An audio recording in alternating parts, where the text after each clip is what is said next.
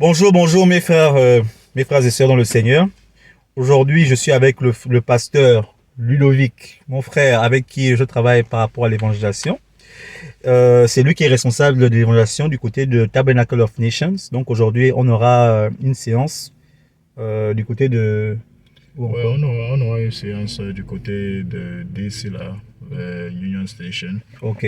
Bon, déjà, je vais d'abord laisser se présenter rapidement parce que c'est la première fois que vous le voyez. Hein, c'est la première fois qu'il va parler. Et il va un peu vous dire un peu c'est qui, pourquoi nous faisons ce que nous faisons et quelle est la motivation. Et voilà, c'est un peu ça. Comment va se passer la journée en général. Donc, Frère Ludovic, tu as la parole.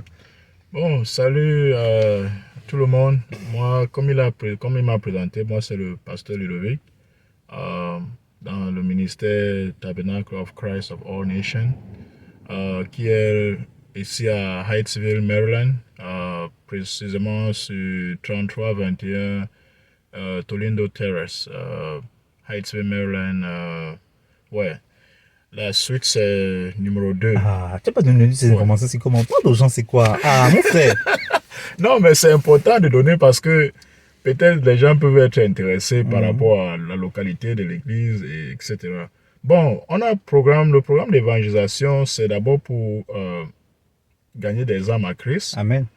Bon, c'est vrai que dans l'évangélisation, les gens se disent généralement que bon, peut-être l'église veut juste avoir des gens. Bon, ce n'est pas toujours tout le monde à qui on évangélise qui viennent à l'église. Il y a Mhm. les gens il y a certains qui sont des chrétiens. L'évangélisation, ce n'est pas toujours peut-être dans le sens juste parler de la repentance. Il y a l'évangélisation dans le sens de la prière, même parce qu'il y a les gens qui sont dehors qui ont besoin de prier. Mhm. Et donc, il y a des moments où on sort, on prie seulement pour des gens.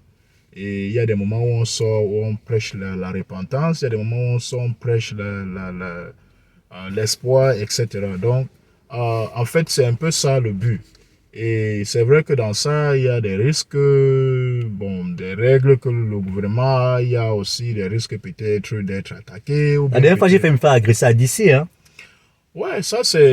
ça c'est des choses qui sont, ça c'est des choses normales dans l'évangélisation. Donc, tu ne peux pas faire l'évangélisation sans toutefois t'attendre à des risques pareils. Mhm. Bon, c'est juste que par le Saint-Esprit, on se lève et on prêche la parole de Dieu aux gens. Et ensuite, c'est aussi pour encourager l'évangélisation aussi. Bon, vous savez, parfois on peut être à l'église, on oublie. On peut être à l'église, on peut être des bons lecteurs, mais parfois on oublie les passages bibliques, etc. La meilleure façon parfois de retenir les passages bibliques, c'est dans l'évangélisation. Parce que dans l'évangélisation, tu es confronté Mhm. à répondre à certaines questions. Parfois, tu peux ne pas te rappeler des références exactes, mais tu rentres, tu bûches sur ça. La prochaine fois, tu es capable. C'est comme ça que tu parviens à maîtriser la parole de Dieu au fur et à mesure. Même en tant que pasteur, si par exemple tu n'exerces pas vraiment dans l'évangélisation, tu vas oublier beaucoup. Et les gens vont se dire que mais comment un pasteur, il ne connaît pas. Mais parce que c'est comme ça que ça fonctionne, quoi. Mhm. C'est comme ça que ça fonctionne. Peu importe que tu sois pasteur ou pas, l'évangélisation, c'est la meilleure stratégie même pour retenir la parole de Dieu par cœur. Et quand le plus tu retiens les versets bibliques par cœur, c'est le plus même quand, par exemple, tu traverses des moments difficiles, ces versets bibliques te remontent. Parce que tu Mhm. lis, tu sais que c'est écrit dans la Bible, que dans tel passage, ça t'oriente même dans tes prières, en fait. Yeah. Et, et l'évangélisation, c'est une façon, le bénéfice de ça aussi, c'est une façon de se maintenir dans la présence de Dieu.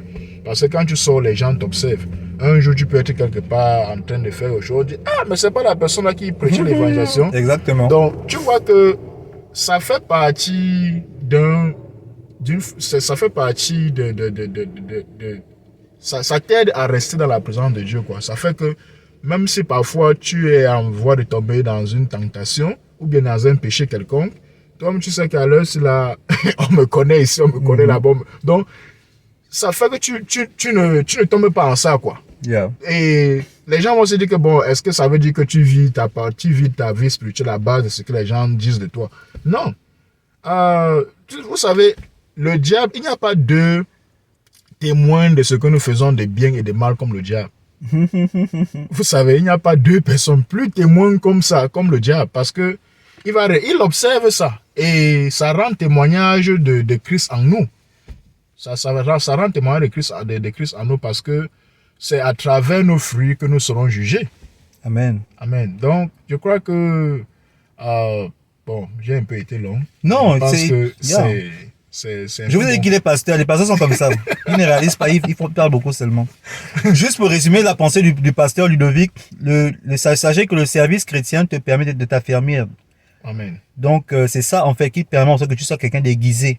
C'est bien de venir de venir à l'église chaque dimanche et tout, mais c'est dans le service que maintenant tu t'affirmes réellement, Ouais. en fait. Donc, c'est ça qu'il est en train de dire actuellement. Et la destination, c'est où? Bon, la destination pour l'évaluation aujourd'hui, c'est Union Station à Washington, D.C. Ok. Nous allons attaquer de ce côté-là. Bon, et après ça, nous allons revenir à l'église. On va prier avant de rentrer. Okay. Donc, Union Station, c'est en fait un peu au cœur de DC. C'est une grande station de métro. Et là-bas, il y a beaucoup de trafic. Les gens rentrent du voyage, les gens vont pour voyager. Donc, de là, les gens partent un peu dans différents États aux États-Unis, quoi. Waouh, j'ai jamais été là-bas. Hein. Donc, c'est un peu ça. C'est un endroit vraiment stratégique. Ok, donc cela résume un peu ce qu'on va faire. On a les flyers, ça c'est quoi? C'est le flyer de l'église. Toi tu dis qu'on a vu plein de gens à l'église. Ça c'est quoi? C'est ça? Hein? Bon, bref, écoutez. Ça, c'est les flyers. Ça sont les flyers de l'église, mais bon, c'est comme il a dit, on va évangéliser. C'est pas pour que les gens viennent forcément dans notre église, mais pour que les gens connaissent Christ. C'est ça l'objectif de ce qu'on va faire aujourd'hui. Ouais. Donc, on va y aller comme ça et on va essayer d'enregistrer tout ce qu'on va essayer de faire pendant ces moments, afin que vous puissiez être encouragés aussi partout là où vous êtes, vous puissiez prendre l'initiative de faire ça peut-être aussi, pourquoi pas, et afin que l'œuvre de Dieu puisse avancer. Quelqu'un a besoin, la Bible dit que le Seigneur a besoin des gens qui se tiennent à la brèche. Ce sont des gens comme toi, moi, vous, tout le monde, tous ceux qui sont disponibles par rapport à l'œuvre de Christ. Ouais. Vous êtes plus qu'invités à faire des actions dans le sens de l'évangélisation. Donc, c'est un peu ça. C'était le pasteur Ludovic. Et vous allez voir, bon, on a travaillé ensemble, les gens te connaissent un peu. Mais on n'a pas encore eu l'occasion il n'a pas encore eu l'occasion de discuter, de parler, de se présenter lui-même. Et voilà, donc c'est un peu ça. Donc, et vous êtes libre aussi hein, de venir à l'église, c'est bon. Parce que même comme on évangélise, c'est pas forcément que les gens nous suivent, mais parfois c'est pour que certains qui sont convaincus de la parole de Dieu et qui sont curieux de d'où est-ce qu'on persévère, peuvent venir. Donc l'église est ouverte à tout le monde. Amen. Amen. Bon, cela va conclure cette brève présentation, ce qu'on va faire aujourd'hui. Donc suivez-nous, là on y va comme ça et vous aurez des images, des vidéos. On espère que tout va bien se passer. Des fois on a fait malgré si tu n'étais pas là, mais cette fois-ci, il est là, ça va aller. Donc mon frère, on y va? Ok, ouais. Ok, donc si on se voit dans quelques minutes là. Okay. Bye bye.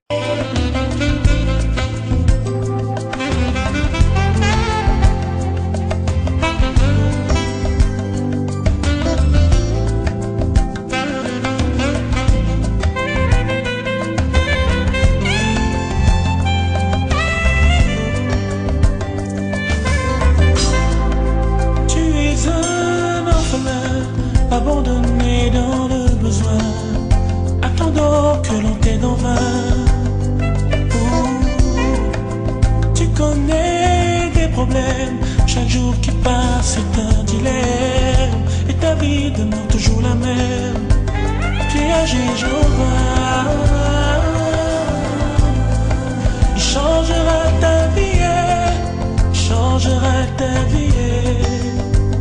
Puis à Jéhovah, changera ta vie, changera ta vie. Mon frère n'a jamais travaillé, malgré qu'il soit diplômé. Bon, nous voici arrivés à DC. Bon, je pense qu'il appelle Union Station or something. Donc, c'est ici qu'on va travailler pour l'évangélisation. Il y a le pasteur Ludovic qui est déjà là-bas en train de discuter avec les journalistes. Il y a beaucoup de journalistes autour. Hein? Il y a beaucoup de journalistes autour. Donc, ce qu'on va faire, c'est que tu vas à chaque fois record. On va essayer de discuter avec les gens, de parler. Donc, avant de commencer, ce qu'on va faire, on va aussi prier. On va d'abord prier. Donc, tout à l'heure, le pasteur Ludovic va venir et puis on va prier ensemble. Et puis, on va commencer à discuter avec, partager des flyers, parler aux gens de la parole de Dieu. Et je vais essayer d'enregistrer tout ce qu'on va faire aujourd'hui. C'est très beau, hein? Vous allez aussi voir les images. C'est très beau ici. Donc, tout à l'heure. Ok, donc, we're first going to pray to recommend everything that we're going to do between the hand of God. This is Union Station that we were talking about earlier, right? Yeah, Union Station is just across the street over there. On peut le faire en français ou en anglais, désolé, mais we mix so that people who speak French, people who speak English can also understand what we do. So, je vais te laisser prier, recommander tes mains du Seigneur et on va commencer à travailler. Ok. Éternel notre Dieu, notre Père, nous te prions, nous te bénissons pour ce moment. Nous te prions, Seigneur, de nous aider dans ce programme d'évangélisation. Touche les cœurs des gens. Donne-nous les paroles, Père éternel, mon Dieu, appropriées pour chaque individu que nous allons aborder. Père éternel, mon Dieu, mon roi, protège-nous, garde-nous, inspire-nous de tes paroles et que ton Saint-Esprit agisse. Père éternel, mon Dieu, et attire des âmes à toi. Transforme des vies et transforme des âmes au nom de Jésus-Christ. Amen. Amen. Tu te drogues, tu passes ton temps à boire, tu es plongé dans le désespoir, et depuis sur toi tous les regards, viens chez Jéhovah. Il changera ta vie, il changera ta vie.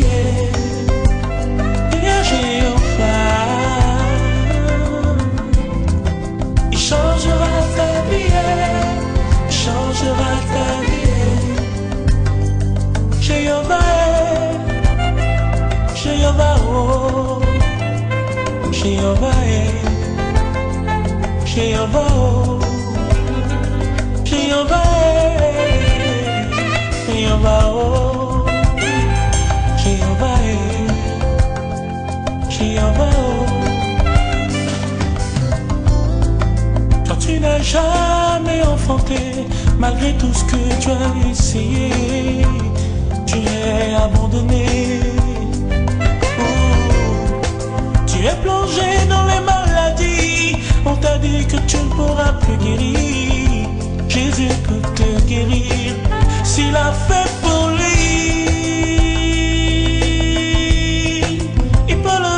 Pour toi, s'il a fait pour 25 millions, il peut le faire pour toi. Jéhovah ne ment point.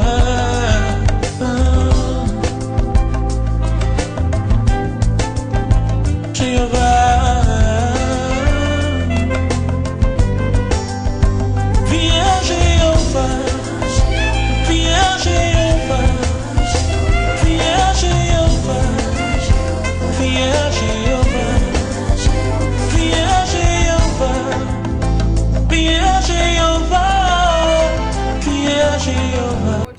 We got another person that wants to share. I don't know your name, Go, sir. go, Come go, on go. up and share your inspirational word. And what we're gonna do is to make sure it's safe. We're gonna put a cover on the mic, okay?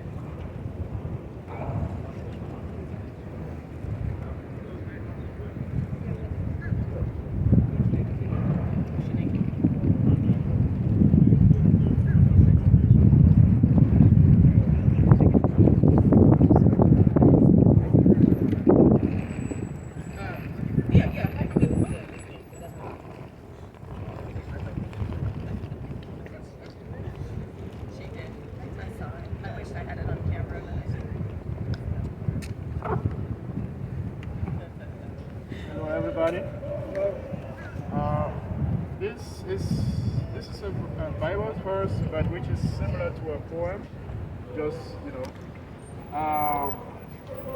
it is in Matthew 5, starting from 2 to 12. And he opened his mouth and taught them, saying, "Blessed are the poor in spirit, for there is the kingdom of heaven. Blessed are they that mourn, for they shall be comforted. Blessed are the meek, for they shall inherit the earth. Blessed are they which hunger and thirst after righteousness, for they shall be filled. Blessed are the merciful, for they shall obtain mercy. Blessed are the pure in heart, for they shall see God.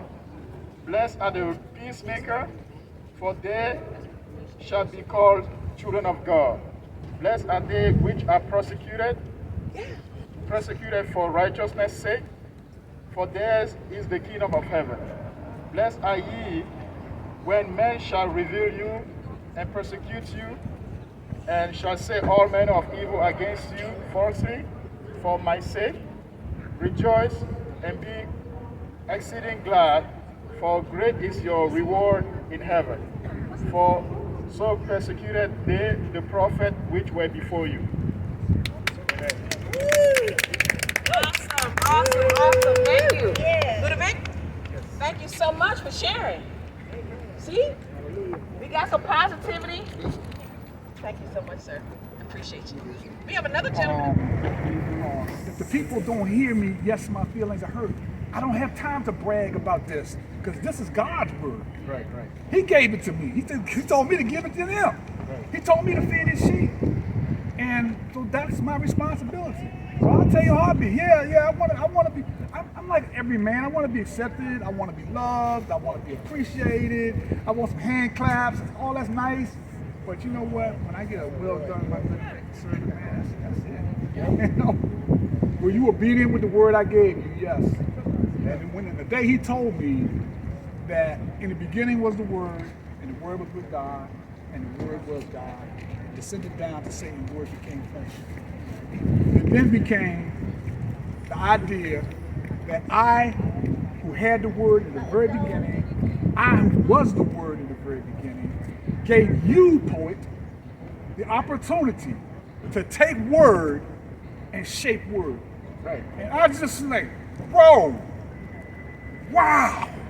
It's a powerful responsibility, man. Right. And that's why I look on others like talk about those politicians that's lying like crazy. Not all politicians are liars, but there are some up there and they lying like crazy. Right.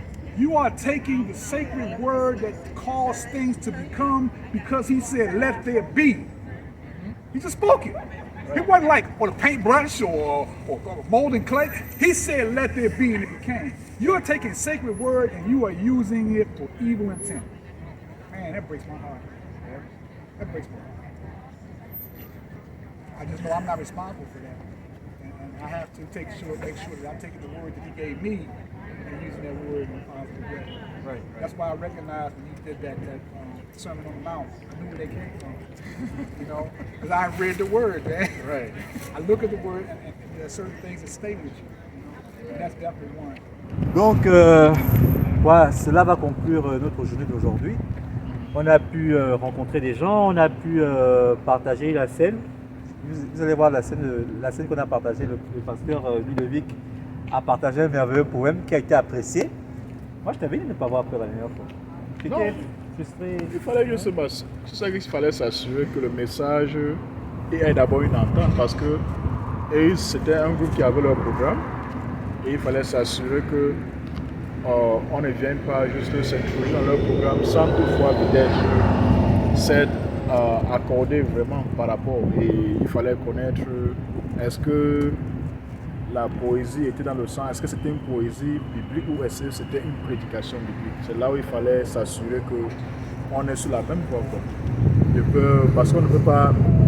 C'est pour éviter toutes sortes de scandales. Yeah.